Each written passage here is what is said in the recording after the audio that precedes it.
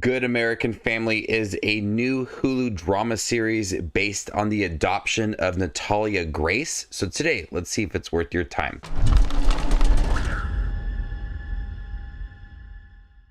A couple adopts who they believe is an 8-year-old girl with a rare form of dwarfism, but questions soon arise concerning the actual identity of the adoptee. So this is based on a true story of Natalia Grace, who was adopted by the Barnett family in 2010-11, I believe. And at that time, they believed that she was 8. She showed this very aggressive behavior towards the family, and they started to question her age to the point where they legally changed her age from 8 to 22, believing that instead of being born in 2003, she was born in 1989.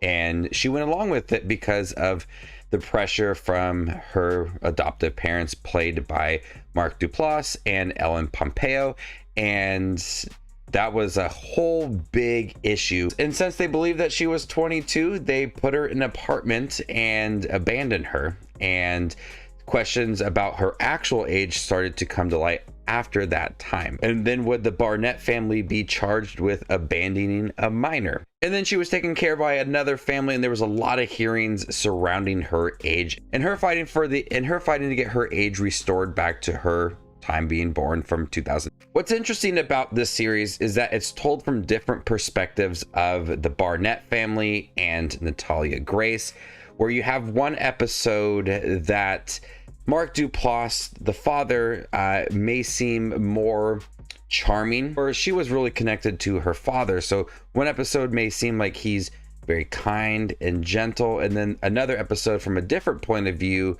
where he is more aggressive. And the same for Ellen Pompeo, who plays the mother. An episode might be where she's nurturing and caring towards Natalia, but that's how she viewed herself, as being this nurturing mother. You had from the perspective of Natalia Grace, where her mother was more aggressive and controlling and abused her. And so by doing that, you're not getting one side of this situation. It's not a series that is trying to pick sides to everything. I mean, they do bring a lot of questions to light, and they do understand that, yes, Natalia Grace had this more aggressive behavior as a child, and the Barnett family was also abusing her at times as well. But different perspectives of the series allows for look at what the family went through. They had 3 sons that also went through a lot as well, but also you're going to get the side of Natalia Grace and how she perceived everything and all the hardship she went through as a child, and forced to believe that she was 22 years old when she really thought she was 8 years old, and her being thrown into an apartment to take care of herself when she couldn't. You have different perspectives of this series that allows for us to look at the situation in different points and not try to side with one storyline within it, but allow for the characters to tell their stories throughout this series. The performances are really good in here. When it's from the perspective of the Barnett family, Natalia Grace is more aggressive. She finds it funny that she is trying to poison her mother's coffee, or she's pushing her to electric fence.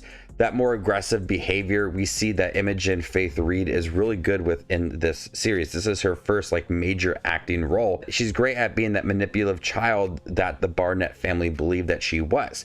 But then when you have it from her perspective, she's more kind, and she's able to flip that switch. When you have that perspective of her being aggressive, it's really great. But when it's from her perspective and it's more gentle and kind, and you're supposed to care for this person and what she went through, and that performance is very strong in here.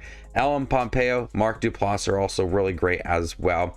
At times you can feel that they are caring, and they do have the best intentions for Natalia, but also at times these are manipulative humans, and Ellen Pompeo and Mark Duplass are great portraying that aspect of these real life people that did some horrible things. The middle half of the series runs pretty quick as they start to introduce Christina Hendricks' character, and Natalia Grace starts to live with her.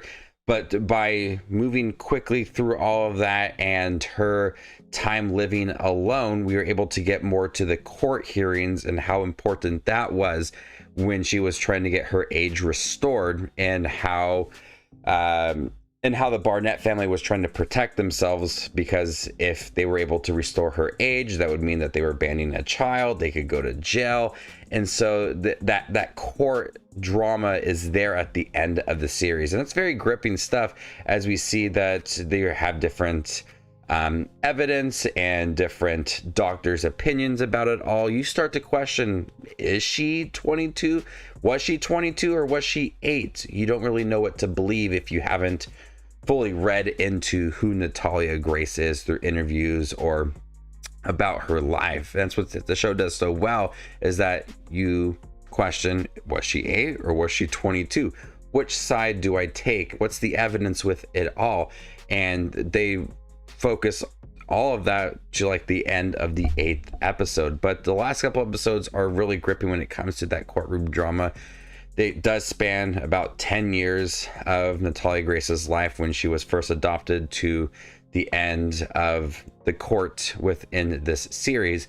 But all the performances are really good. It can go from being manipulative and aggressive and haunting, from the performance of Imogen Faith Reed, to not being understood and not having your place in the world and not be able to take care of yourself. The show also does look at disabilities, with her having this rare form of dwarfism that she can't take care of herself, even if she was 22 at the time.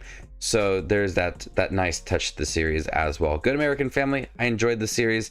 It was gripping at times, but also had this nice insight to what Natalia Grace went through, but also that different perspective from the Barnett family to Natalia Grace allowed for us to look at the situation from a different point of view and not fully pick one side throughout, but it was allowed for different stories to come through and have this drama told with a lot of emotion and a lot of care throughout. I'm gonna go ahead and give Good American Family a B+. Thank you guys for checking my review for Good American Family. Have you guys seen it by chance? What do you think about it? Let me know in the comment section down below, and stay tuned for more up and coming content like this. My name is Just Watches Movies, and you guys stay classy, YouTube.